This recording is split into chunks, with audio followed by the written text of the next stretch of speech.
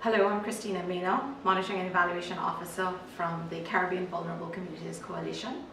I'm very pleased to be attending the Caribbean Public Health Agency workshop on strategic data use, data analysis and data dissemination in collaboration with PANCAP CARICOM.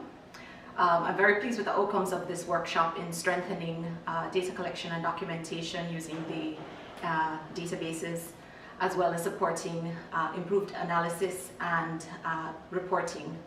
I think this is very important as we move forward, both in terms of civil society's response to contributing upward reporting into national systems, and then contributing to the reporting on indicators in the Caribbean Regional Strategic Framework. And CBC is pleased to partner to work alongside CARFA and PANCAP on this initiative to increase reporting in the Caribbean, particularly where it comes to focusing on key populations that are at risk for HIV and AIDS.